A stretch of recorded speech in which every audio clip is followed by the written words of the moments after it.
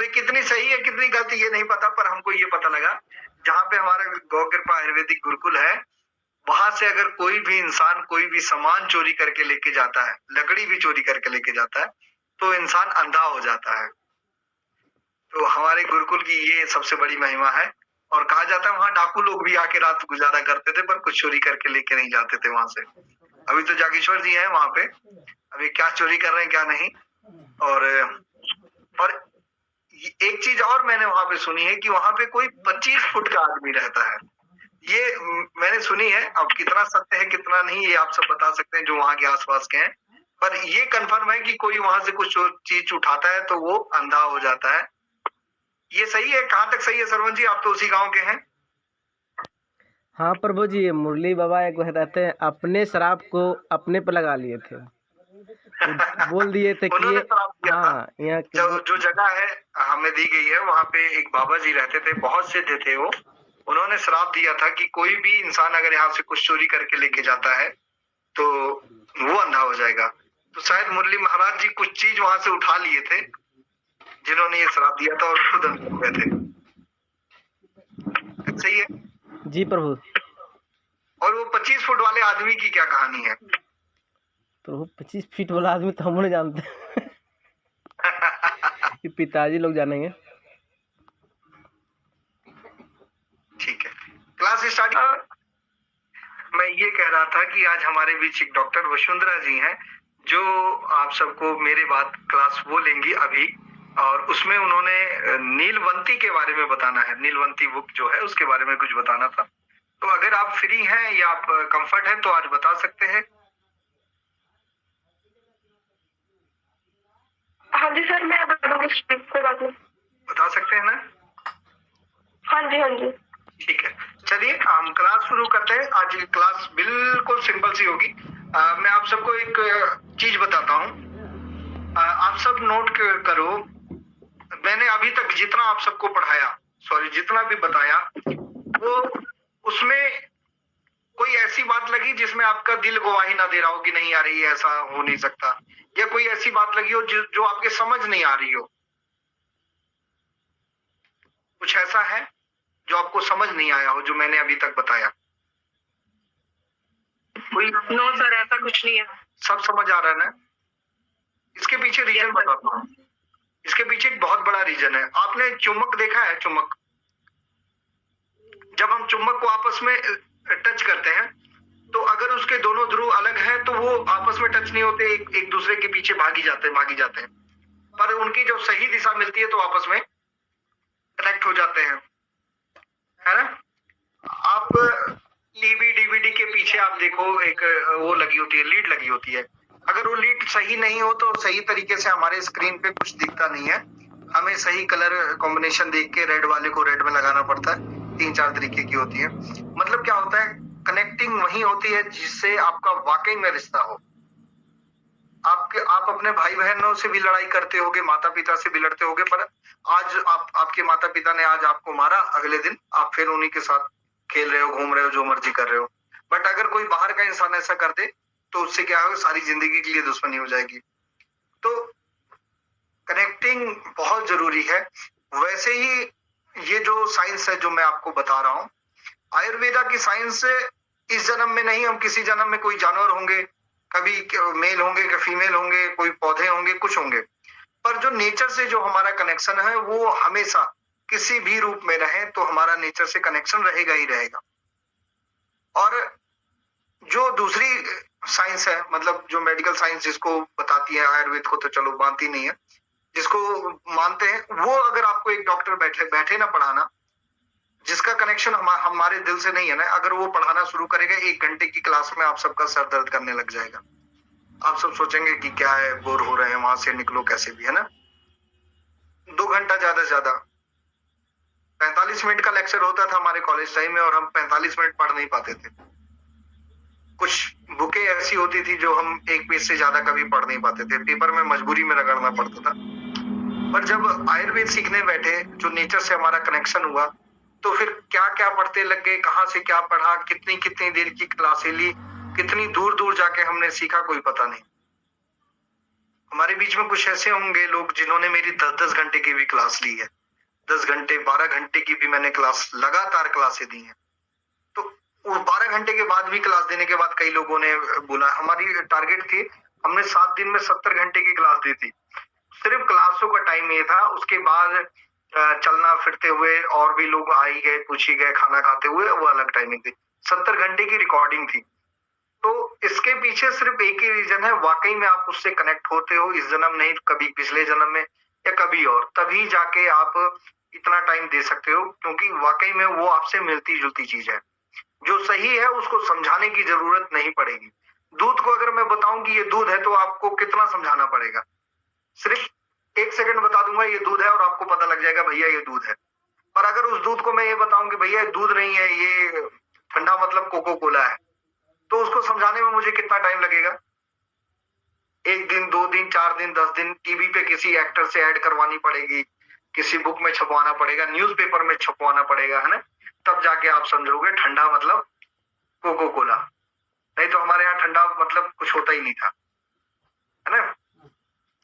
तो वैसे ये जो सही चीजें हैं उसको समझने में आपको बिल्कुल समय नहीं लगेगा। इसलिए मैं आप देखना, मैं ये भी नहीं कि एक बार मैं टॉपिक देख लेता हूँ, मैंने 2 पेज के अंदर अंदर अपने सारे जो आपको क्लास इतने दिन से दे रहा हूँ, 2 पेज में ये खत्म है। ये 2 पेज में इतने टॉपिक लिख दिया हूँ, सिर्फ टॉपिक लिखा हूँ। उसके बाद क्या बोलना है क्या नहीं बोलना वो चलता रहता है, लगातार चलता रहता है।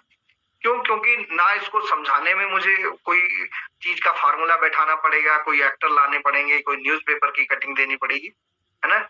और आप सब के साथ कभी कभी ये चीजें हुई हैं, इस जन्म में नहीं अगले जन्म में, कभी 1 साल पहले, 2 साल पहले, 10 साल पहले, क्योंकि नेचर जो है वो हमेशा से आपका रहा है, आप किसी भी रूप में हो।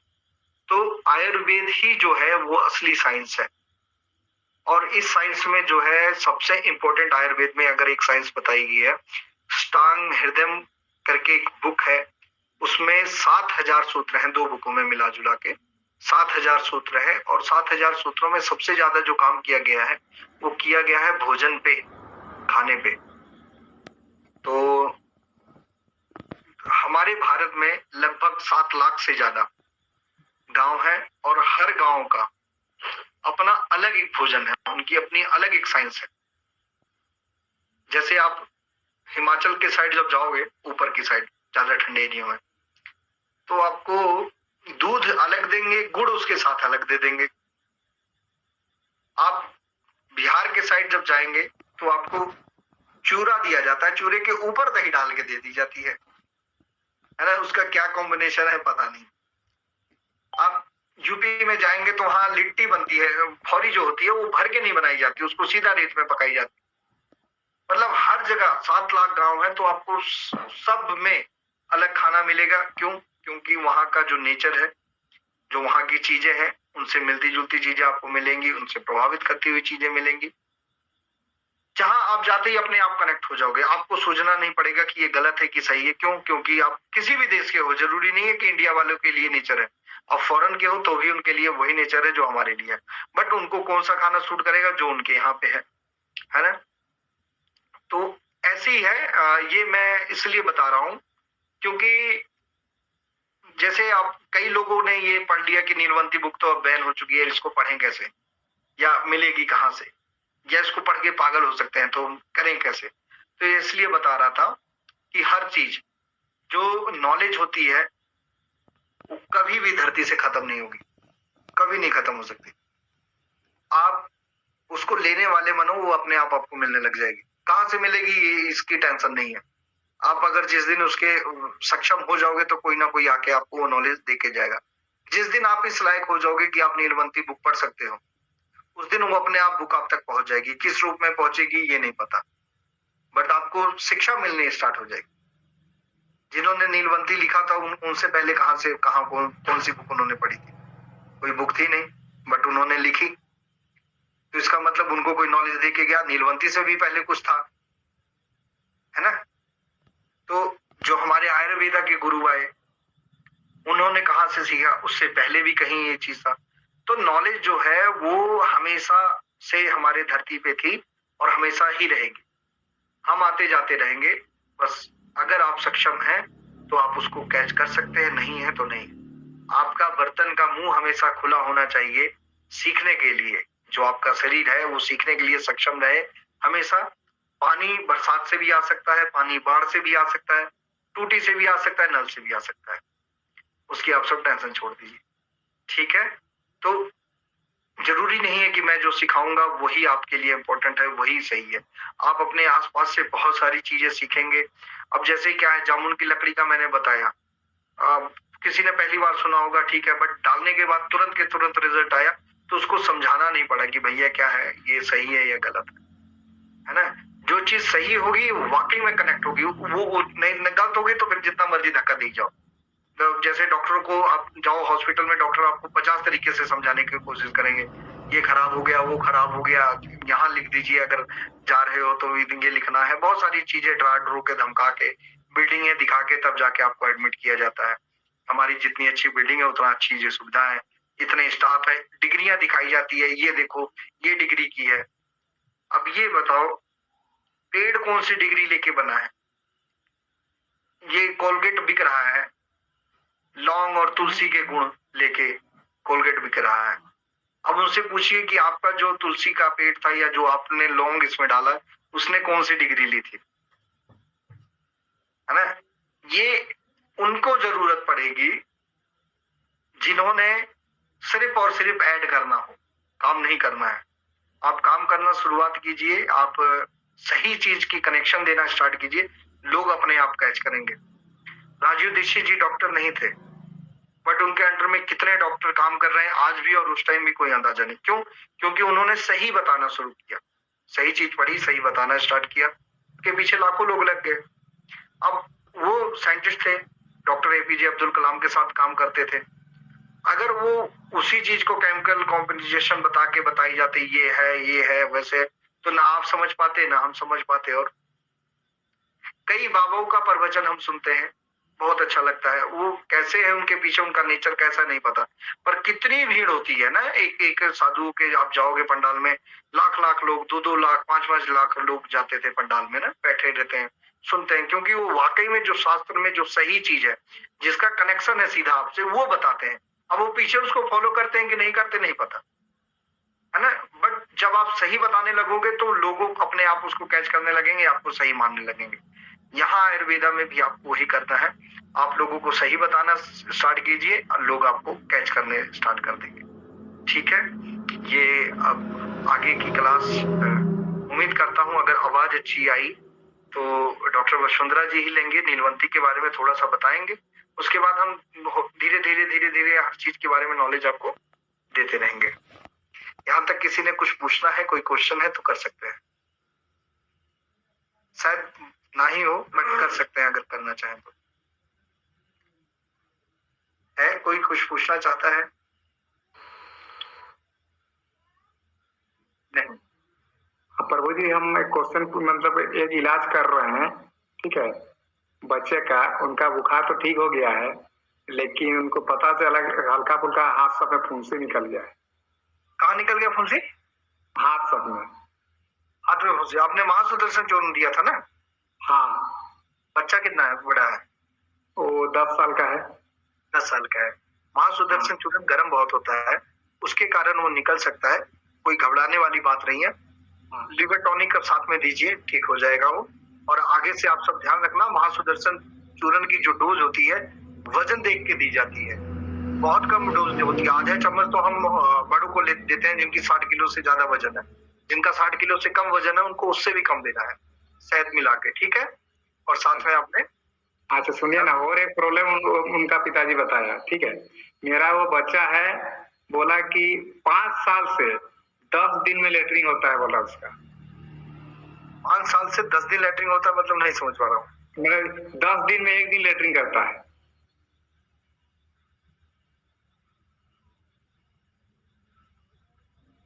मैं जरूर हरे कृष्णा, मैं आप सबको एक बात बताना चाहता हूँ।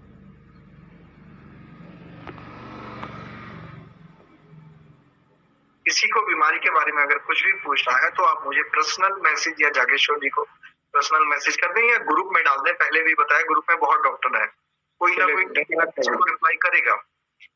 क्लास को लेके जो चल रहा हो तो उस टाइम हम क्लास का देंगे ताकि क्लास जल्दी से जल्दी खत्म हो सके। चलिए धन्यवाद प्रभु जी। जी, माफी चाहता हूँ अगर किसी को मेरी इन बातों का बुरा लगता हो तो मैं आप सबके भले के लिए चाहता हूँ कि ज्यादा से ज्यादा सिखा पाएंगे अगर हम क्लास के ट्रैक से ना हटे तो। जी डॉक्टर वसुंधरा जी, अब आप क्लास आप संभालेंगे। Okay sir. सबसे पहले नमस्कार आप सभी को और जागेश्वर जी को जन्मदिन की हार्दिक शुभकामनाएं। और जो आज मैं सिर्फ नीलबंती जो बुक है उसके बारे में थोड़ा सा बताना चाहूंगी।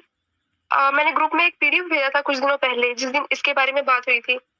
तो आप में से किसी ने कुछ पढ़ा इसके बारे में? नहीं पढ़ा। यस मैम, मैंने पढ़ा था। ओके, और किसी ने? जी हमने भी पढ़ा था। हमने भी ठीक पढ़ा है, था। मैंने भी पढ़ा। ठीक है, तो वो उस बुक की स्टोरी थोड़ी सी है वही डिस्कस करनी थी कि जैसे डॉक्टर साहब ने उस दिन बताया था हमें कि किसी भी चीज की अगर शुरुआत होती है या कोई चीज बनती है तो वो अच्छे के लिए ही बनती है। तो ये जो नीलबंती बुक थी वो भी अच्छे चीज के लिए ही लिखी गई थी ताकि लोग इस चीज को पढ़ें और इस चीज को समझें। लेकिन कुछ लोग थे जो इसका मिसयूज करने लगे, इसी वजह से इस बुक को शापित कर दिया गया। तो जिन्होंने ये बुक पढ़ी है शायद उनको इंटरेस्ट ना लगे, बट वही सारी स्टोरी है कि इसमें होता क्या है कि एक राव साहब होते हैं, उनके जो पूर्वज थे ना, वो उनका ऐसा कल्चर चला आ रहा था कि वो 7 कुएं भरते होते थे। तो 7 कुएं भरते किस चीज से थे? सोना चांदी, जितने भी आभूषण है या जो महंगी चीजें होती थी ना उन चीजों से भरते थे। तो इनको ये लगा कि जितना इन्होंने कुएं भरने में चीजें खर्च की हैं, अगर इतना मेरे पास धन दौलत होता तो मैं तो आज बहुत अमीर होता। तो इसी चीज के लिए मतलब वो इस कुएं की तलाश करना चाहते थे। तो उन्हें इनके बारे में एक मांत्रिक का पता लगा था कि जो मांत्रिक थे उनके अंदर इतनी शक्तियां थी कि वो जमीन के नीचे कोई भी चीज देख सकते थे। तो फिर उनसे जब वो मिलते हैं तो उनको अपने घर लेके आते हैं, काफी टाइम से उनकी आवभगत करते हैं, बट मांत्रिक उनसे कुछ पूछते नहीं है कि हाँ आप मेरी इतनी सेवा क्यों कर रहे हो या आप मुझे इतना मतलब क्यों आदर सम्मान दे रहे हो। तो एक हफ्ते तो ऐसे ही चल रहा होता है कि वो सेवा कर रहे हैं और वो कुछ पूछ नहीं रहे इनसे। तो एक दिन क्या होता है कि राव साहब चाहते तो हैं कि वो पूछें कि मैं इतना कर रहा हूँ फिर भी ये मुझसे पूछ क्यों नहीं रहे, लेकिन वो डरते थे कि अगर मैं इससे पूछूंगा तो कहीं ये मुझे श्राप ना दे दे या कुछ कर ना दे। तो नेक्स्ट डे वो खुद ही पूछ लेते हैं उनसे कि मतलब आपको क्या चाहिए मेरे से। तो वो उनको बताते हैं कि मतलब पूरी पिछली की स्टोरी कि हाँ हमारे जो पूर्वज थे वो 7 कुएं भरते थे, तो मैं वो खजाने की तलाश करना चाहता हूँ। तो अगर आप देख के बता दें कि कहाँ पे है ये चीज तो वो इजी हो जाएगा। तो उसके लिए वो अपनी स्टोरी शुरू करते हैं, जो मांत्रिक होते हैं वो अपनी स्टोरी शुरू करते हैं कि पहले वो बिल्कुल साधारण व्यक्ति होते थे, एक किसान होते थे और उनका नाम होता था बाबू। तो वो बताते हैं कि पहले मैं बिल्कुल सिंपल था, किसान था।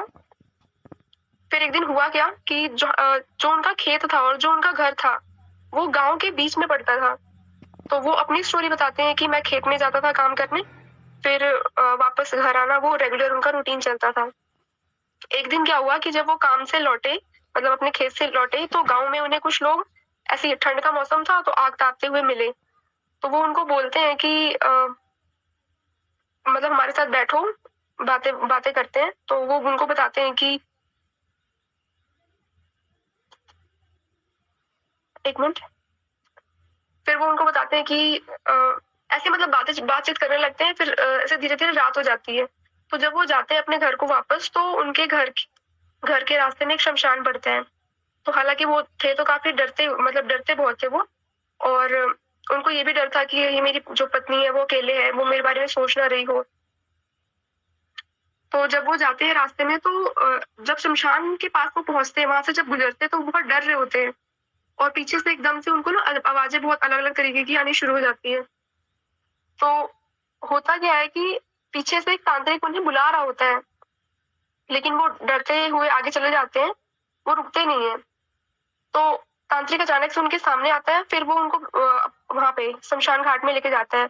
और जैसे ही वो तांत्रिक को देखते हैं तो वो बिल्कुल, जैसे पहले बहुत डर रहे थे लेकिन उनको देखने के बाद वो बिल्कुल शांत हो जाते हैं। फिर वो जब उनको वहाँ पे शमशान घाट लेके जाता है तो वो चीजें देख के थोड़ा सा ऐसा सरप्राइज होते हैं कि जैसे वहाँ पे हड्डियां पड़ी होती है, कपाल पड़ा होता है, कपाल अस्थि, और ऐसी काफी सारी चीजें पड़ी होती हैं, और हवन भी मतलब जैसे अग्नि जल रही होती है काफी ज्यादा।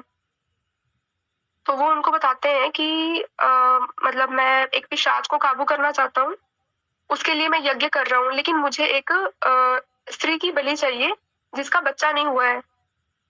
तो वो जो बाबू थे, जो बाद में मांत्रिक बने, वो चाहते नहीं थे ये चीज बताना क्योंकि उनके भी बच्चा नहीं था, लेकिन वो उसके प्रभाव में आके बता देते कि हाँ मेरी भी पत्नी है और हमें भी कोई बच्चा नहीं है। तो जो तांत्रिक होता है वो उनको कपाल देता है कि घर जाओ, अपनी पत्नी का गला काट के लेके आओ, और जो भी रक्त निकलेगा उसमें से वो सारा अपने एक इस कपाल में इकट्ठा करना है, और एक भी बूंद वो नीचे नहीं गिरना चाहिए। तो वो चाहते तो नहीं ऐसा करना बाबू, लेकिन वो फिर भी करते हैं क्योंकि उनपे काबू होता है तांत्रिक का। तो फिर जब वो जाते हैं घर में तो देखते हैं कि हाँ पत्नी सोई हुई है, तो उनको भी थोड़ा सा रिलैक्सेशन सा लगता है कि हाँ ठीक है, मतलब मुझे ज्यादा उसको एक्सप्लेन करने की जरूरत नहीं है कि मैं यहाँ क्यों आया हूँ। तो हालांकि वो गला काटने की हिम्मत तो नहीं हुई उनको, तो वो करते क्या है कि ऐसे ही गला घोट के उसे मार देते हैं और उसकी बॉडी लेके उसके पास तांत्रिक के पास चले जाते हैं। फिर जब वो उसके पास जाते हैं तो उसे बताते हैं कि हाँ मेरी हिम्मत तो नहीं हुई मारने की, तो आप ये खुद ही कर लो। तो तांत्रिक क्या करता है, वही उनका सिर काट के उस कपाल अस्थि में सारा ब्लड कलेक्ट करता है, और आधा वो उस अग्नि में डालता है और आधा वो खुद पी जाता है। उसके बाद वो उनकी बॉडी को चीर के धीरे धीरे सारे ऑर्गन्स अग्नि में प्रवाहित करता रहता है। इससे क्या होता है कि एक पिशाच अग्नि से प्रकट होता है और वो बोलता है कि हाँ मैं तुम्हारे लिए क्या कर सकता हूँ। तो तांत्रिक अभी यही बोलता है कि अभी तो हमें कुछ नहीं चाहिए, अभी तुम जाओ, लेकिन जब मैं तुम्हें बुलाऊंगा तो तुम आना फिर से। इतना कह के वो चला जाता है। अब क्योंकि धीरे धीरे सुबह होने लगी थी तो तांत्रिक और जो बाबू होते हैं वो दोनों ही, मतलब तांत्रिक उन्हें बोलता है कि अब सुबह होने लगी है तो लोग हमें देख लेंगे, तो हमें यहाँ से चलना चाहिए। तो इसीलिए फिर जब वो जाता है, तांत्रिक जाता है, तो बाबू सोचता है कि अब तो मेरे पास कुछ है ही नहीं, मतलब पत्नी थी वो भी चली गई, तो मैं भी क्यों ना इसके पीछे पीछे चला जाऊं। तो वो भी उनके साथ ही चले जाते हैं। फिर काफी टाइम तक वो सफर करते हैं और एक पहाड़ पे पहुंचते हैं। तो जब वो पहाड़ पे पहुंचते हैं तो वहां पे वो देखते हैं, मतलब 4-5 दिन का रास्ता सफर ऐसे तय करके वो पहाड़ पे पहुंचते हैं, और जहाँ पे वो रहते थे तांत्रिक, वो देखते हैं कि मतलब उनका जो रहने का जगह था वहां पे भी सारा ऐसे ही अस्थि वगैरह पड़ी थी। तो क्योंकि काफी टाइम से सफर कर रहे थे थक जाते हैं, फिर थोड़ी देर आराम करते हैं, और बाबू उनसे पूछता है कि मतलब तुमने मेरे साथ ऐसा क्यों किया, तुमने मेरी पत्नी को क्यों मार दिया। तो तांत्रिक ये बोलता है कि ठीक है अभी तुम आराम करो, बाद में मैं तुम्हें बताऊंगा, अभी जब हम सो के उठ जाएंगे तो पहले वो आराम करते हैं। फिर जब वो उठते हैं तो फिर से उनको भूख लगती है, तो वो पिशाच को बुलाता है, जो तांत्रिक है वो पिशाच को बुलाता है कि मेरे लिए तुम अच्छे अच्छे खाने और पेय पदार्थ लेके आओ। तो जैसा तांत्रिक ने बोला वैसे ही इनके लिए काफी अच्छी चीजें आती हैं। तो फिर उसे समझ आता है मांत्रिक को, मतलब बाबू को, कि हाँ इन्होंने ऐसा क्यों किया, क्योंकि वो पिशाच की हेल्प से कुछ भी कर सकता था वो तांत्रिक, लेकिन शर्त ये थी कि हर अमावस्या को पिशाच को काबू में रखने के लिए उसे किसी ना किसी बच्चे की बलि देनी होगी। अगर वो ऐसा नहीं करेगा हर अमावस्या को, तो होगा क्या कि वो पिशाच तांत्रिक को मार के उसको काबू में कर लेगा और उससे उसके बंधन से मुक्त हो जाएगा। और होता भी ऐसे है। 1 महीने तो जैसे जैसे निकल जाते हैं, फिर जब अमावस्या आने वाली होती है तो वैसे ही तांत्रिक को डर लगता है कि अब तो अमावस्या आने वाली है और अगर इसने जल्दी से जल्दी किसी बच्चे का इंतजाम नहीं किया तो मैं मर जाऊंगा। तो क्योंकि जो बाबू था वो तो था बहुत से सिंपल प्रवृत्ति का, तो वह अपनी पत्नी को भी वो नहीं मारना चाहता था, लेकिन हुआ क्या कि उसने उसको मतलब वश में था तो उसने मार दिया। तो तांत्रिक उसको फिर से बोलता है कि जाओ बच्चा लेके आओ गांव से, उसकी हमें बलि देनी है। तो वो 3-4 दिन पहले ही वहां से निकल जाता है, लेकिन अमावस्या बीतने के बाद वो वापस आता है क्योंकि वो चाहता ही नहीं था किसी बच्चे की बलि देना। तो जब वो वापस आता है तो वो क्या देखता है कि पिशाच अब मुक्त हो चुका है और उसने तांत्रिक को मार दिया। तो फिर भी अब और कोई ऑप्शन तो था नहीं उसके पास, तो वही रहता है। फिर वहां पे जब वो थोड़ी चीजें ढूंढता है ना तो उसको पता लगता है कि वहां पे एक मंत्र की किताब मिलती है। तो वो उन्हीं मंत्रों का धीरे धीरे छोटे छोटे जो मंत्र होते थे जिसमें बलि की जरूरत नहीं पड़ती है, उनको वो सिद्ध करना शुरू कर दिया उसने। और उसने अच्छे काम के लिए मंत्र सीखे, और जो नदी, वो पहाड़ था, पहाड़ के साथ में गांव था। तो वहां पे जो भी लोगों को दिक्कत होती थी वो उनको से मतलब ठीक करता था अपने मंत्रों से। तो धीरे धीरे उसका नाम फिर उन्होंने बाबू से मांत्रिक रख दिया। तो एक बार ऐसे ही क्या हुआ कि इसको मांत्रिक को उस बुक में अंजन बनाने की विधि का पता लगा। अब वो विधि क्या थी कि जो भी व्यक्ति इस अंजन को सिद्ध कर लेगा ना, होगा क्या कि इस अंजन को लगाने के बाद उसके आंखों में इतनी अच्छी रोशनी आ जाएगी कि वो जमीन के नीचे वाली चीज बिल्कुल क्लियर देख सकता है। लेकिन दिक्कत ये थी कि अगर वो थोड़ा सा भी गलत बना तो जो भी व्यक्ति उस अंजन को लगाएगा वो अंधा हो सकता है, उसकी रोशनी चली जाएगी। लेकिन अभी उसके पास इतनी सामग्री भी नहीं थी और पैसे भी नहीं थे कि वो इकट्ठा कर सके। अभी तो वो गुजारा ही बहुत मुश्किल से कर रहा था। लेकिन फिर जैसे जैसे उसके मंत्रों से या उसकी चिकित्सा से लोग ठीक होने लगे तो थोड़ा सा उसकी कंडीशन ठीक हो चुकी थी। तो अब उसने सोचा कि ठीक है, अब थोड़े पैसे आ गए तो अंजन बनाने की विधि शुरू करते हैं। तो उसने जब अंजन बनाया तो उसने जब उसका प्रयोग किया तो हुआ क्या कि 2 दिन तक तो उसकी आंखें खुली ही नहीं। तो उस और बहुत तेज दर्द था उसकी आंखों में। तो उसको ये लगा कि ऐसा ना हो कि मैंने अंजन गलत बनाया था इसलिए मेरी आंखों की रोशनी चली गई। लेकिन 2 दिनों बाद हुआ ये कि उसकी आंखों में इतनी सौम्यता आ गई ना कि वो मतलब उसकी आंखें बिल्कुल इजिली खुल रही है, कोई दर्द नहीं, कोई कुछ नहीं। फिर 2 दिन बाद अब उसको भूख लगी है तो वो जाता है वहां पे फिर से गाँव में। तो लोग भी आके पूछते हैं उनको कि आप 2 दिन से दिखे नहीं। तो वो बताता है सारा कुछ कि मतलब अंजन बनाने की विधि तो नहीं बताता, बट वो बताता है कि हाँ मेरी तबीयत ठीक नहीं थी। तो जब वो खाना लेने जाता है तो एक गरीब परिवार होता है, वो उनको बोलता है कि ठीक है आप हमारे घर ही चलो, वहीं पे आप खाना खा लेना, अब क्या वापस लेके जाओगे पहाड़ पे फिर खाओगे, तो आप यहीं से खा के जाओ। तो जब वो उनके घर जाते हैं वो मांत्रिक, तो देखते हैं कि वो बहुत गरीब है।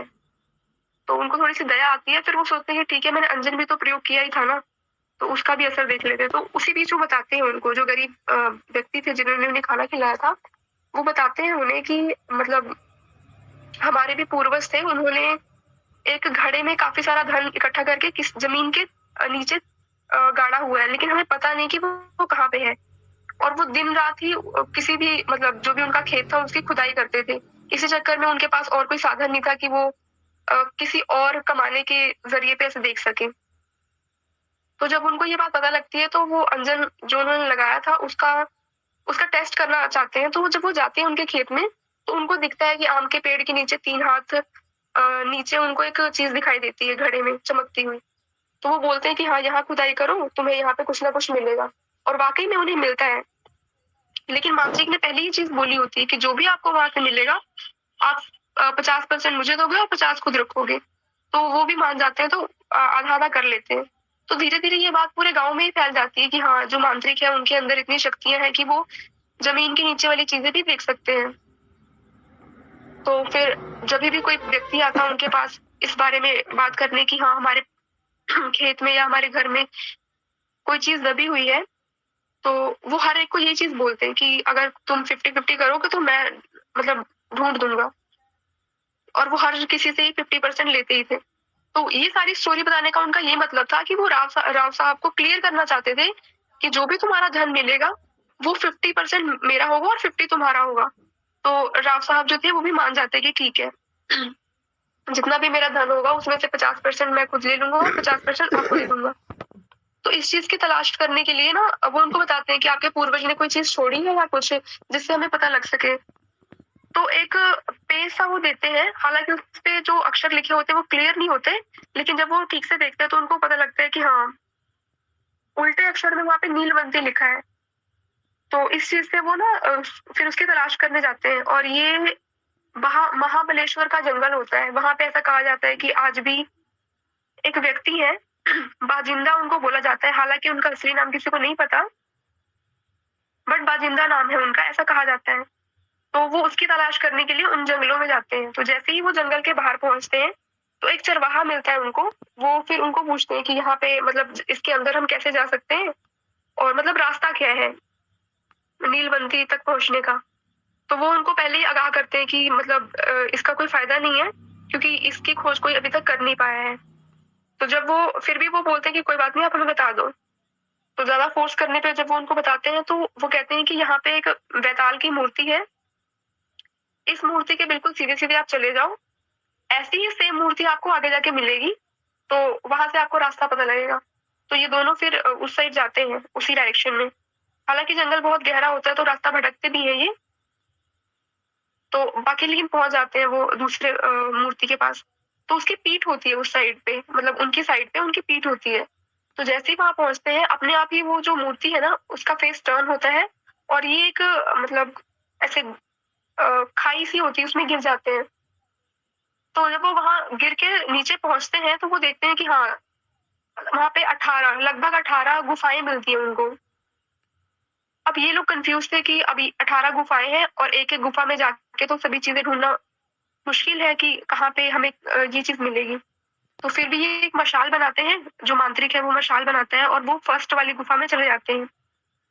कुछ देर आगे जाके ना उनकी मशाल बुझने लगती है, तो ऐसे डिस्कस करके वो वापस आ जाते हैं कि अभी आगे जाएंगे तो रास्ता तो हमें पता नहीं है और ऐसे भी काफी चीजें हमें तय भी करनी है, काफी गुफाओं को देखना है। तो ये वापस आ जाते हैं और सोचते हैं कि कुछ और मशाले बना के फिर जाएंगे हम। तो दोबारा से ये वापस आते हैं और मशाले बनाकर फिर ये अंदर जाते हैं। तो कुछ दूर काफी आगे जाने के बाद इनको ना आवाजें सुनाई देती हैं अलग अलग जानवरों की, और पायल की आवाज सुनाई देती है। तो जब ये वहां पहुंचते हैं तो पहले तो ये उनको डर लग रहा होता है, लेकिन जब वो पहुंचते हैं तो वो देखते हैं कि यहाँ पे तो जानवरों की सभा हो रही है और करीब एक 16 साल का लड़का होता है, जो मतलब ऐसे देखने में काफी आकर्षक है और इतना सुंदर कि कभी इन्होंने देखा ऐसी चीज कोई देखी ही नहीं होती है, और वो जानवरों से बात करते हैं। तो इनको ऐसा लगता है कि कहीं यही तो नहीं है। तो जब उस व्यक्ति की नजर पड़ती है इन पे, तो ये उनको पास बुलाते हैं और पूछते हैं वजह की, मतलब आपका यहाँ आने का रीजन क्या है। फिर वो रात साहब सारी स्टोरी बताते हैं फिर से कि हाँ, मेरे पूर्वज के साथ, मतलब मेरे पूर्वज ऐसे ऐसे करते थे, तो हमें वो खजाना जानना है। तो हमें एक पेज मिला था जिसपे नीलवंती के बारे में चीजें लिखी थी, और उसमें ये भी बताया कि हाँ, इसमें काफी सारे मंत्र हैं और जानवरों की भाषा ये समझ सकते हैं, ऐसा कुछ इसमें लिखा है। तो और इसकी हेल्प से ना आप जो टाइम है ना उसको भी रोक सकते हो, इस बुक में ऐसा भी बताया है। तो वो उनसे पूछते हैं कि आप भी तो जानवरों की भाषा समझ रहे हो, बोल पा रहे हो, तो क्या आपको भी आपने भी नीलवंती बुक पढ़ी है या आपको नीलवंती के बारे में पता है? तो वो उनको बताते हैं कि मुझे नीलवंती ने ही चीजें सिखाई है। तो वो उनका ऐसे नीलवंती का ऐसे बताते हैं कि जो शिव जी के 12 गण है ना, 12 गण में शामिल होने वाली जो नीलवंती है, उन्होंने इसके बारे में सब कुछ सिखाया है। तो फिर उन्होंने अलग स्टोरी शुरू कर दी कि नीलवंती की एग्जैक्टली वो थे कौन। तो उनमें उनकी स्टोरी ऐसे है कि जब नीलवंती के मदर प्रेग्नेंट थे, तो उस टाइम पे उनके पिताजी ने एक प्रयोग किया था। उस प्रयोग में क्या था कि वो ऐसे स्टडी करना चाहते थे भूचाल के बारे में, कि क्यों आता है, वोल्केनो इरप्शन कैसे हो रहा है, इनके बारे में वो स्टडी करना चाहते थे। इसीलिए उन्होंने क्या किया, एक घड़े में या किसी पात्र में पानी रख के जंगल में रख दिया इन्होंने। इनका ऐसा मानना था कि जितने भी जानवर इनको पिएंगे, अगर यही पानी मैं अपने बच्चों को पिलाऊं तो वो उसके अंदर इतनी शक्तियां आ जाएंगी कि वो जानवरों की, पक्षियों की भाषाएं बोल सके। और हुआ भी कुछ ऐसा ही। जब उन्होंने ये पानी पिलाया अपने बच्चे को, मतलब जो नीलवंती हुई, जब पानी पिलाया तो उनके अंदर ऐसी शक्तियां आ गई थी कि हाँ, वो भाषाएं समझ सकती थी। हुआ क्या कि 2 महीने में जहाँ बच्चा बिल्कुल बोलता भी नहीं, अभी वो हल्की हल्की आवाजें निकालना शुरू कर दी थी उन्होंने। और 6 साल तक होते होते उन्होंने मतलब पूरी ही ऐसे जानवरों की भाषा से सीख ली थी और बोल भी लेते थे। गांव के लोगों को लगा कि ये कोई श्राप है, इसीलिए इन्होंने सोचा कि नीलवंती को हम मार देते हैं, क्योंकि ऐसे फिर हम पे खतरा हो सकता है। तो जब ये बात उनके पिता को पता लगती है, तो वो गांव छोड़ के चले जाते हैं जंगल में रहने के लिए। तो जब वो वहां जाते हैं तो मतलब वहीं पे नीलवंती की परवरिश भी हुई होती है। तो वहां पे नीलवंती को भी वहां जंगल का एटमॉस्फेयर अच्छा लगा और जानवरों ने भी उन्हें मतलब उनकी बातचीत से ऐसे घुल मिल से गए थे एकदम से। एक दिन क्या हुआ कि डाकुओं का अटैक पड़ा और उनके माता पिता को डाकुओं ने मार दिया। उसके बाद से जो नीलवंती थी वो फिर अकेले ही रहती थी, और उसने फिर ऐसे भेड़ियों को भेज के जिस भी डाकुओं ने उनके माता पिता को मारा था, उसको ये भी मरवा देती है। फिर बाद में नीलवंती अकेले ही जब रहती है, तो एक दिन और क्या हुआ कि एक व्यक्ति ऐसे बैलगाड़ी से उस पे सामान लेके जा रहे थे। तो भेड़िए को लगा कि क्योंकि जितने भी जानवर थे ना वहां पे, वो सभी उनकी रक्षा करते थे नीलवंती की। तो उनको लगा कि फिर से कोई बाहर का बंदा आया है, हो सकता है कि फिर इस पे खतरा हो। तो वो जाके ना उस बैलगाड़ी वाले इंसान को ऐसा नुकसान पहुंचाने की कोशिश करते हैं और वो व्यक्ति बेहोश भी हो जाता है। फिर जब ये बात नीलवंती को पता लगती है किसी चिड़िया के थ्रू, तो वो उस जगह पे जाती है जहाँ पे भी ये घटना हुई होती है और वो क्या करती है, फिर उस व्यक्ति को बचाती है और होश में लाती है। तो फिर बाद में क्या होता है कि हम जब साथ में रहते हैं तो ऐसे मतलब आकर्षित हो जाते हैं एक दूसरे के प्रति। फिर ये साथ में रहना शुरू कर देते हैं और फिर जो लड़का होता है वो शादी का प्रस्ताव रखता है नीलवंती के लिए कि मतलब साथ में रहना चाहते हैं। तो नीलवंती ने 2 शर्त रखी थी कि पहला, मैं कभी आपके साथ सोऊंगी नहीं, और दूसरा कि मैं कहाँ जा रही हूँ, रात को क्या कर रही हूँ, आप कभी मेरे से पूछोगे नहीं और मेरे पीछे नहीं आओगे। वो लड़का भी मान जाता है। लेकिन एक दिन क्या हुआ कि नीलवंती को 2 रतन मिले थे। पहला जो रतन था उसका काम था कि वो जिस भी व्यक्ति के पास रहेगा कोई कभी भी वो व्यक्ति हारेगा नहीं। और दूसरा रतन था कि दूसरे रतन के बारे में एग्जैक्टली मुझे याद नहीं है अभी कि कुछ उसका क्या यूज था। हाँ, उसका ये यूज था कि जिसके पास भी वो रहेगा ना, वो सामने वाले की मन की भाषा मतलब मन की बात जान सकता है। तो जब उनका हस्बैंड पूछता है उससे कि ये 2 रतन किस चीज के हैं, तो वो एक रतन के बारे में ही नीलवंती उनको बताती है कि मतलब जिस भी व्यक्ति के पास ये रतन रहेगा वो कभी हारेगा नहीं। तो उनसे वो उनका जो हस्बैंड होता है वो एक रतन ले लेता है, ना हारने वाला, और दूसरे के बारे में तो वो बताते ही नहीं उनको। लेकिन होता क्या है कि दिन में ऐसे ही वो जो नीलवंती होती है ना, वो पहले से ही उनका तय था कि वो शिव जी के 12 गणों में शामिल होंगे। तो उनको ये चीज पता थी कि नदी में एक पिशाच आएगा, उसकी कमर पे एक ताबीज बंधा होगा और उस ताबीज के थ्रू ही वो शिव जी के रुद्र गणों में शामिल हो सकते हैं। तो इसी चीज को लेने के लिए जब वो नदी की तरफ जाते हैं तो जो उनका हस्बैंड होता है वो भी उनका पीछा करता है। हालांकि शर्त रखी गई थी कि पीछे भी नहीं आना है, बट फिर भी वो उनके पीछे जाता है। तो जब वो नदी के पास पहुंचती है नीलवंती, तो वो देखते हैं कि हाँ पिशाच आया है और वो कमर से उनके ताबीज को तोड़ने की कोशिश करते हैं, लेकिन वो मजबूत होता है तो वो टूटता नहीं है। तो वो क्या करती है, उनको दांत से काटने की कोशिश करती है। तो जो उनका हस्बैंड होता है वो तो पीछे से देख रहा है, तो उसको ऐसा लगता है कि ये पिशाच को खा रही है। तो इस गलतफहमी में जब वो नीलवंती को मतलब घर वापस आती है तो वो पूछता है कि कहाँ गई थी। तो वो उनको पहले शर्त की याद दिलवाती है कि हाँ मैंने तुम्हें बोला था कि मतलब आप मेरे से कभी नहीं पूछोगे कि मैं कहाँ जा रही हूँ, क्या कर रही हूँ। तो फिर वो ये चीज बोलता है कि मैंने तुम्हें देखा था, तुम पिशाच खा रही थी, तो मुझे तुम्हारे साथ नहीं रहना। ऐसे कहकर वो चला जाता है और उसके पास सब शक्तियां भी थी कि वो किसी से भी हार नहीं सकता क्योंकि उसके पास वो रतन था। तो नीलवंती का वैसे भी तय था कि अब वो ताबीज उसके पास है तो वो 9 रत्नों में जाएगी। लेकिन वो चाहते थे कि जो भी ज्ञान उनके पास है वो सब किसी को सिखा के जाए। हुआ क्या, फिर वो कुछ टाइम ऐसे वेट करते रहे कि कोई आए तो उसको ज्ञान बताइए, और उन्होंने फिर इस बुक के बारे में लिखा भी था। ऐसा उस बुक में लिखा है जो मैंने पढ़ा था या जो मैंने ग्रुप में डाला था। तो बाद में फिर ये जो लड़का था ना, इनकी फैमिली में से किसी ने इनको छोड़ दिया था। तो इस बच्चे को शुरू से नीलवंती ने पाला था और सारी भाषाएं सब कुछ बताया। तो इस तरह से उन्होंने इस बच्चे को, जिसको बाजिंदा कहा जाता है, उसको सारी नॉलेज दी थी। तो ये जो बाजिंदा था फिर वो उनको बताता है कि नीलवंती की बुक कहाँ है, ये तो मुझे भी नहीं पता, लेकिन आप जिस चीज के लिए आए हो इससे आपको कुछ मिलने ही नहीं वाला। तो कहने का मतलब वो उनको समझाता है कि आप मतलब कोई फायदा नहीं इस चीज को करने से, कहीं ना कहीं आपको दुखी होगा। और जब उनको इसके बारे में पता लगता है ना, फिर भी वो बता देते हैं कि जो 7 कुएं भरे जाते हैं आपके पूर्वजों ने भरे थे, वो कहीं समुद्र के किनारे हैं और वो अब नहीं है वहां पे, मतलब किसी ना किसी ने कुछ ले लिया, चीजें नहीं है वहां पे। तो फिर अब वो बोलते हैं कि ठीक है फिर हमें वापस जाना है घर। तो बाजिंदा बोलता है कि ठीक है आप अपनी आंखें बंद करो, और वो अचानक से फिर वापस उसी जगह पे पहुंच जाते हैं जहां से उन दोनों ने शुरू की थी ये चीजें। तो इस पूरी स्टोरी में यही बताया गया है फिलहाल तो इस बुक में, जो बुक आपको ग्रुप में भेजी थी। और ये बुक लिखी थी आकाश राजनाथ के थ्रू। तो इसमें इतना ही बताया है।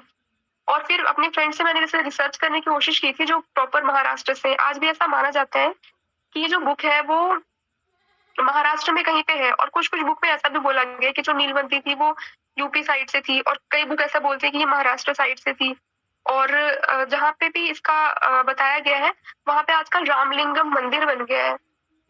तो ऐसा भी कहा जाता है, जो पूर्वज है वहां के महाराष्ट्र में, जैसे हमारी वाली जनरेशन को तो नहीं पता इस बुक के बारे में, लेकिन जो उनके दादाजी हैं जिनसे मैंने पूछा था, वो बताते हैं कि हाँ, नीलवंती नाम की कोई बुक है, और जिस भी फैमिली ने इसे पढ़ने की कोशिश की उनकी मृत्यु हो गई है, उनका परिवार ऐसे है नहीं। तो कहने का मतलब ये है कि पढ़ने को ये चीज पढ़ सकते हैं, लेकिन जैसे डॉक्टर साहब ने बताया था कि उतनी क्षमता होनी चाहिए और वो चीज आपके पास आएगी। तो यही है इस बुक की पूरी स्टोरी में। ठीक है, स्टोरी खत्म हो गई। धन्यवाद सबको ये स्टोरी बताने के लिए। इस स्टोरी से एक चीज निकल के आई, मैं उसके बारे में बता देता हूँ। जैसा इन्होंने बताया कि उस स्टोरी में एक बच्चा था, मतलब सॉरी कोई था जो जानवर जिसमें पानी पीते थे, उसमें पानी पीने से उस बच्चे को उनकी भाषा समझ आने लग गई थी। ऐसा कुछ था इस स्टोरी में। तो मैं आप सबको एक बात और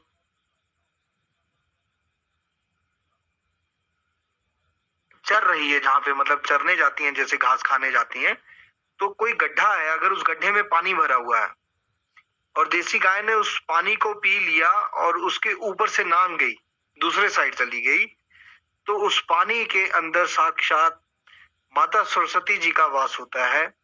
उस पानी के साथ अगर आप किसी भी मेंटल रिटार्ड लोगों को, जो बहुत मानसिक तौर से बीमार हैं, अगर वो पानी पिलाया जाए तो वो 100 गुना ज्यादा ताकत बढ़ जाएगी उस दवा की, जो दवा आप दोगे। और ये चीज तो आप अलग है, मतलब अब ज्यादातर आपको कहाँ मिलेंगी ऐसी गाय जो घूम रही है रास्ते में, जो पानी पिए और पार कर जाए, ऐसा नहीं हो सकता। तो आप सब ये ट्राई कर सकते हैं कि अपना कोई मिट्टी के बर्तन में पानी भर के ले जाइए, गाय को उसमें पानी पिलाइए और वो पानी लेके गाय की परिक्रमा कर लीजिए, ये मनोकामना रखते हुए कि मैं इस मरीज के लिए लेके जा रही हूँ, और उनके स्वास्थ्य की कामना कीजिए। और उस पानी के साथ आप पेशेंट को दवा देना स्टार्ट कर दीजिए, देखिए फिर आप उसका रिजल्ट कितना फास्ट आता है। तो फिर मेरे तरफ से एक बार डॉक्टर वसुंधरा जी को धन्यवाद, जिन्होंने टाइम निकाला और इस स्टोरी को पूरा पढ़ा और उसके बाद फिर से हमारी क्लास में सबको बताया। तो एक चीज तो अच्छी निकल के आई, जो पानी वाला है। ये पानी वाला मेरे दिमाग से स्किप हो गया था, बट आप सब ये ट्राई करना कि पानी वाला ये प्रयोग कराना, जितने भी एमआर हो। सिर्फ एमआर पे भी नहीं, आप दूसरे भी लोगों को ये ट्राई करा सकते हो। जैसा मैंने बताया था कि हर दिन 1% हम आगे बढ़ेंगे, आज 1% शायद और आगे बढ़ चुके हैं ये पानी के प्रयोग से। यहाँ पे पानी पिलाइए देसी गाय को मिट्टी के बर्तन में और उसकी परिक्रमा कीजिए और ये आप दीजिए, और बहुत अच्छा रिजल्ट है। मैं आपको बताता हूँ, शिव पुराण में ये लिखा हुआ है कि बैल के खुर के नीचे के तेल, मतलब वो तेल जिसमें बैल का पैर पड़ जाए, उस तेल से अगर आप पैरालाइज पेशेंट की मालिश करते हो तो 21 दिन के अंदर अंदर आपको रिजल्ट आना स्टार्ट हो जाएगा। तो उसी तरीके से, मतलब जानवरों का जहाँ पैर पड़ता है वो अपना प्रभाव वहां छोड़ता है, उसी तरीके से जब गाय का मुंह जिसमें लगेगा तो गाय की बुद्धि भी उसमें आएगी। और गाय के पास सिक्स सेंस होती है, वो आपसे पहले ही आपदा को भाप लेती है, तो वो सारी चीजें आपके अंदर आने लग जाएंगी। तो कृपया इस चीज को ट्राई करें और अपने पेशेंटों को जरूर बताएं। आज की क्लास को लेके अगर किसी को कुछ पूछना है तो क्वेश्चन आप सब कर सकते हैं।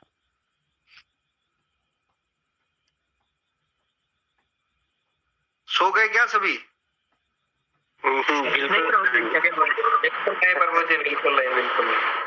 जी हाँ, तो पहले आप सब हैंड रेज कर दें जिसको क्वेश्चन पूछना है, फिर मैं नाम ले ही जाऊंगा।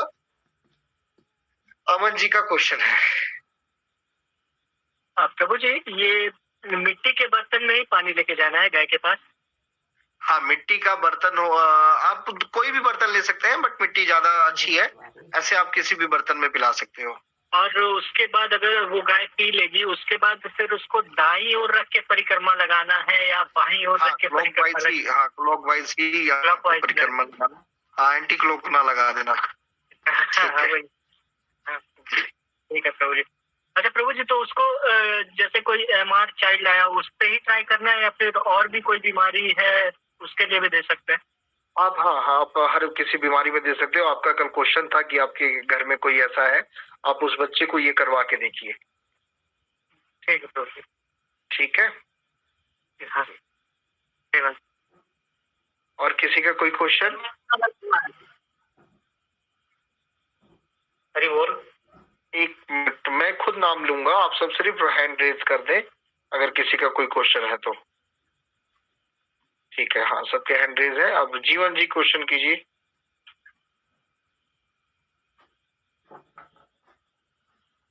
जीवन जी।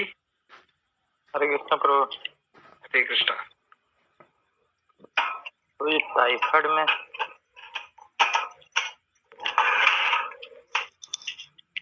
हरे कृष्ण प्रभु, ये टाइफाइड में क्या दे सकते हैं? मैं आप सबको पहले बताया कि बीमारी को लेके ना बात किया करें, जो टॉपिक चल रहा है उस टॉपिक पे बात करें। बीमारी के लिए आप सब पर्सनल मैसेज कीजिए। फिर भी आपने क्वेश्चन कर दिया टाइफाइड के लिए क्या दिया जाए। मैंने पहले बताया था किसी भी तरीके का बुखार हो तो 5 तुलसी का पत्ता और 5 लौंग को पानी में उबाल के दे दीजिए, दो टाइम, साथ में लीवर का सिरप लगाए। ठीक, सुबोध जी का अगला क्वेश्चन। हाँ प्रभु जी। जी बोल रहे थे प्रभु जी, जैसे अभी के गाय, जैसे देसी गाय सब है जो खुली चरती है, उन लोग का एक बेड बिहेव हम देखे थे कुछ दिन पहले, हम गए थे जंगल तरफ। तो अभी के गाय, कुछ गाय जो है देसी गाय सब, जो मल का सूखा हुआ जो ये होता है। जी हाँ, इसके बारे में मैं बताता हूँ। ये सिर्फ आपके क्षेत्र में है और पूरे इंडिया में कहीं नहीं है, क्योंकि आपका क्षेत्र जो है वो श्रापित है। माता सीता जी ने उस क्षेत्र को श्राप दिया था और गायों को श्राप मिला था ये, इसलिए सर वहाँ सिर्फ और सिर्फ, ये पूरे भारत में नहीं पूरे वर्ल्ड में सिर्फ आपका क्षेत्र जो है वो ऐसा है जहाँ पे ये चीजें होती हैं और कहीं नहीं होती। ठीक है सर जी। अगला क्वेश्चन अलारनाथ जी। तो प्रभु जी, तो फिर बच्चिया को दे करके, गाय को न दे के बच्चिया को दे करके ये पानी ले सकते हैं? जी जी जी जी प्रभु जी, हरे कृष्णा, दंडवत प्रणाम। हरे कृष्णा, दंडवत। और जागेश्वर प्रभु जी को जन्मदिन की हार्दिक शुभकामनाएं। अगर जागेश्वर प्रभु सुन रहे हैं तो। हाँ, धन्यवाद प्रभु जी। जी जी प्रभु जी। प्रभु जी, हम पूछ रहे थे ये गाय जो है मतलब कि ये पहाड़ी गाय हो या जर्सी गाय हो, इसमें तो कोई अंतर नहीं है ना? नहीं, बिल्कुल अंतर है। जर्सी गाय नहीं होनी चाहिए। जर्सी गाय में ही आती नहीं है। उसका आप अगर रिसर्च करोगे तो आप देखोगे किस चीज को साथ मिक्सिंग करके क्या बनाई है। जर्सी गाय सुअर के साथ बनाई गई है ना। दुनिया का इकलौता ऐसा जानवर है जर्सी गाय जिसके दूध में जहर मिलता है, और किसी भी जानवर में हो, पक्षी में हो, उनके दूधों में जहर नहीं मिलता। सिर्फ जर्सी गाय एक ऐसी है जिसके मिल्क में पॉइजन की मात्रा होती है जो कैंसर बनाता है। अगर हम बात करें मेडिकल टर्म की तो जर्सी गाय का जो मिल्क होता है उसमें उनका प्रोटीन जो है वो 76 पे जाके टूटता है। प्रोटीन लेवल 76 पे जाके टूटता है, उसकी कड़ियां सेल्स टूटते हैं।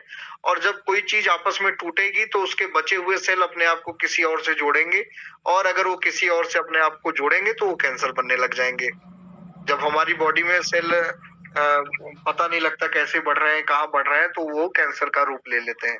तो कैंसर सबसे ज्यादा विदेशों में स्टार्ट इसलिए हुआ था क्योंकि वहां पे जर्सी गाय होती थी। और हमारे इंडिया में भी आने का रीजन है कि हम सब जर्सी गाय दूध बढ़ाने के चक्कर में जर्सी गाय का इस्तेमाल करने लगे। और जर्सी गाय आप देखोगे उसके दिमाग नहीं होता, वो ऐसे ही दिमाग से पैदल ही होती है। उसको कुछ नहीं पता लगता अपने मालिक का या कुछ का खास, मतलब जैसे जो भाव देसी गाय के अंदर होता है वो चीज नहीं होता है ना। जी जी प्रभु जी। और तो ये किसी भी डिजीज में प्रभु जी, ये किसी भी डिजीज में हम इस टाइप से मतलब कि पानी को यूज करके दे सकते हैं? हाँ हाँ, जरूर कर सकते हैं सर जी। धन्यवाद प्रभु जी। हरे कृष्णा। माता सावित्री देवी जी। हरे कृष्णा प्रभु जी, धन्य प्रणाम। हरे कृष्णा। प्रभु जी, परिक्रमा किसकी करने, गाय की या फिर पानी की? गाय की। जी। और प्रभु जी पूछ रहे थे, जैसे अभी बताएं प्रभु जी की गाय, कुछ गाय है जो मल खाती है, तो क्या जो गाय मल खाती है उनका प्रयोग हम उनका गोबर का या फिर दूध का नहीं कर सकते प्रभु जी? जरूर कर सकते हैं, क्यों उसके पीछे बता देता हूँ। गाय के जो गले में है वो भगवान शिव जी का वास है, गाय के गले में। ठीक है। ये एक बार प्रयोग हुआ था, 6 साल तक लगातार देसी गाय को जहर दिया गया था, बहुत थोड़ी मात्रा में। और जहर देने के बाद उसका यूरिन चेक किया जाता था पर डे, स्टूल चेक किया जाता था, उसमें कभी भी पॉइजन की मात्रा नहीं आई। तो इसका मतलब क्या था कि वो जो खाती है वो हमारे उसके दूध में, उसके मूत्र में या गोबर में नहीं आता वो। तीसरी बात, और जो 6 साल तक धीरे धीरे क्या हुआ, उसकी गाय के गले में एक रिंग टाइप का बन गया नीले कलर का, और उसको जब काट के निकाला गया तो ये पता लगा कि जो जहर दिया जा रहा था वो उसके गले में ही इकट्ठा होता रहा। तो हमारे शास्त्रों के अकॉर्डिंग भी ये है कि शंकर जी वास करते हैं गले में, और दूसरा ये है कि गाय के गले में ऐसा फिल्टर लगा है कि कोई भी हानिकारक तत्व उसकी बॉडी में पिछले पार्ट तक नहीं जा सकती। ठीक है जी प्रभु जी। जी।